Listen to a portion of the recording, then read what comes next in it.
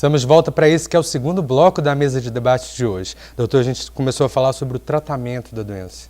O tratamento, como a gente estava conversando, ele é um tratamento que exige uma equipe multidisciplinar e interdisciplinar, né? A partir do pressuposto que só médico vai dar conta é um equívoco muito grande. Então, precisa-se de um apoio psicológico, como já foi dito, né? Então, um psicólogo é importante.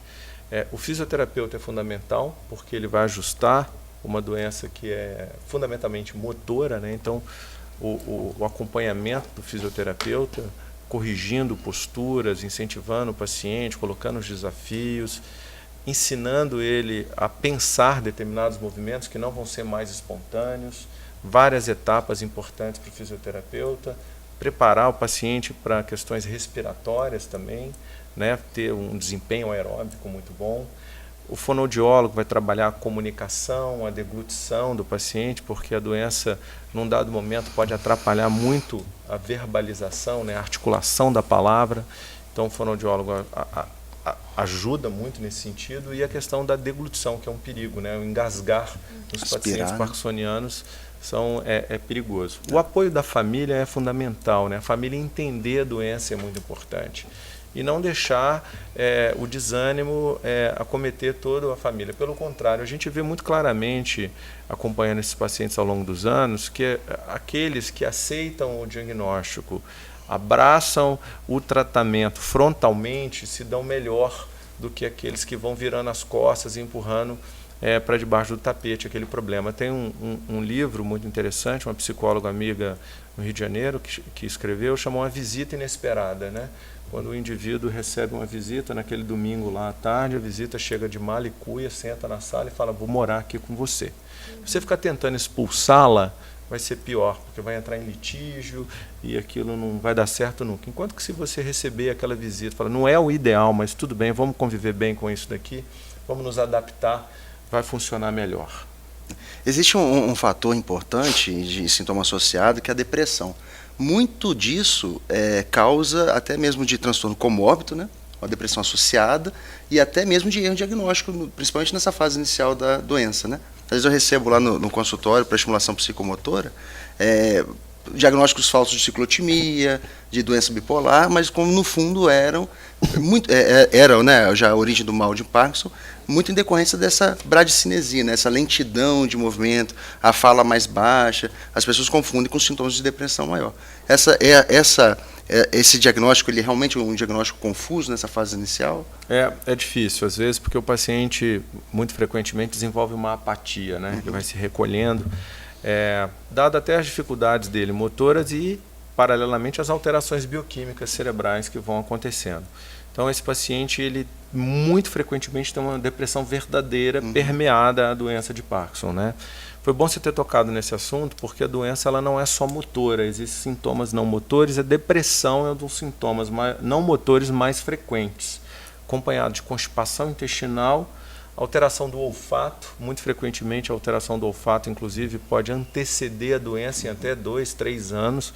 O indivíduo perde o olfato. Existem outras causas de perda de olfato, não é todo mundo que perde o olfato que vai desenvolver a doença, mas é um fator interessante na cascata neurodegenerativa da doença, perda do olfato e distúrbio do sono. Tem um distúrbio específico do sono, que chama de distúrbio comportamental do sono REM, que é uma agitação numa fase do sono muito importante, que o indivíduo ele fica até agressivo, ele bate, chuta, fala muito, cai da cama, e depois ele entra num sono normal em ciclos, né? Então esse distúrbio comportamental do sono REM também é muito comum nos pacientes com Parkinson. Isso antecede, né, o quadro do Parkinson. Muitas vezes é um sintoma anterior à conclusão de que aquele paciente está desenvolvendo mal de Parkinson. Sim, 80% dos pacientes que têm distúrbio comportamental do sono REM desenvolvem doença de Parkinson. Então é um sintoma não motor que antecede a doença, às vezes, com muita frequência. 80% é um número bem alto. Esse diagnóstico, então, inicial, ele é um pouco confuso, né? Porque pode vir de várias áreas, né? Pode ser o sono, pode ser a depressão, pode ser o olfato. E aí, tem alguma idade que é recomendado para a gente começar a fazer acompanhamento neurológico? Essa é uma pergunta interessante. Eu tenho um neurocirurgião até que defende isso, né? O check-up neurológico. Esse é um assunto polêmico, né? Porque as doenças neurológicas, né? A doença cerebrovascular, né? AVC, a demência do tipo Alzheimer e outras doenças que a gente pode fazer uma prevenção, né? Diferentemente da doença de Parkinson, que a prevenção é bem complexa, mas a prevenção nessas outras doenças existe. Então, eu acho que sim. Acho que, principalmente nos indivíduos que têm uma história familiar, eu acho que um acompanhamento neurológico a partir de 50, 55 anos pode ser uma boa estratégia, desde que o indivíduo esteja imbuído na missão de mudar alguns hábitos, né? Porque não é remédio que vai mudar a doença em si. No Parkinson, em termos de prevenção, não se tem muita coisa clara, né? Porque está do outro lado do livro da medicina, né?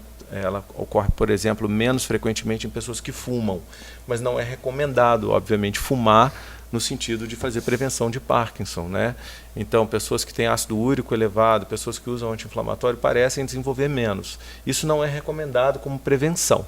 Nos pacientes que já desenvolveram a doença, a atividade física é o grande modificador da evolução, né? Então, a gente divide os pacientes que desenvolvem a doença em dois grandes grupos. Aqueles que são sedentários, que vão ser acometidos mais precocemente de sintomas complicadores, e aqueles que fazem atividade física, que vão ter uma qualidade de vida e uma segurança motora por mais tempo. Desculpa, a literatura até traz para a gente que não é qualquer atividade física, né? Precisa de uma orientação, porque a atividade física tem que ser em alta intensidade, para poder secretar fator neurotrófico, né? Para poder criar esses mecanismos de neuroplasticidade, e aí sim ter ação antioxidativa, né?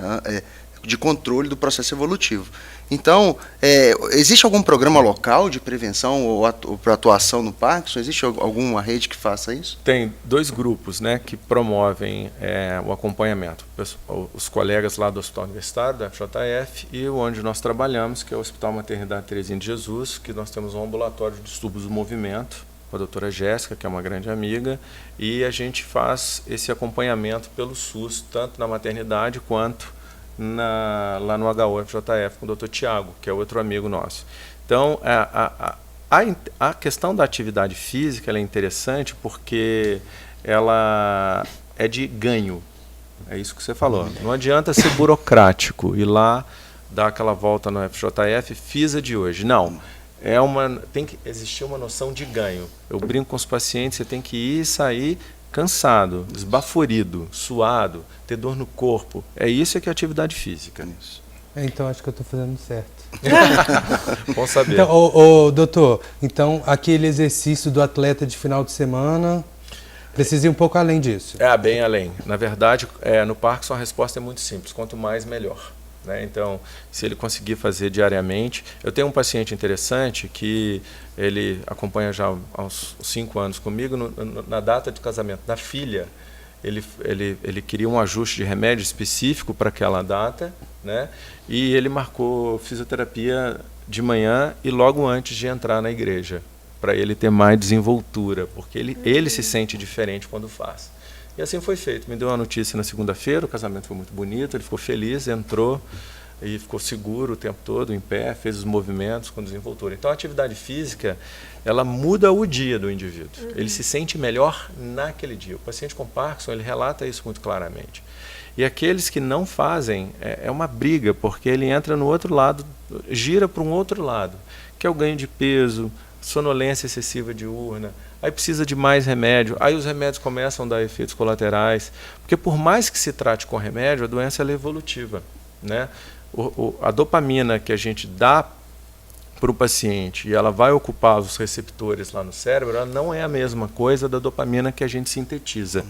E o cérebro lê essa dopamina dada de uma maneira diferente e tende a tornar-se uma doença degenerativa por conta disso. Ela não respeita o remédio que a gente dá e a cascata degenerativa vai adiante. Portanto, a atividade física, de fato, é muito importante em todas as fases. E só não ficou muito claro para mim se também a atividade física é utilizada para prevenção, porque a gente falou de tratamento, né? Mas uma pessoa que faz atividade física intensa 4 vezes na semana, ela tem menos propensão a ter Parkinson? Não, no caso do Parkinson não, mas Alzheimer sim.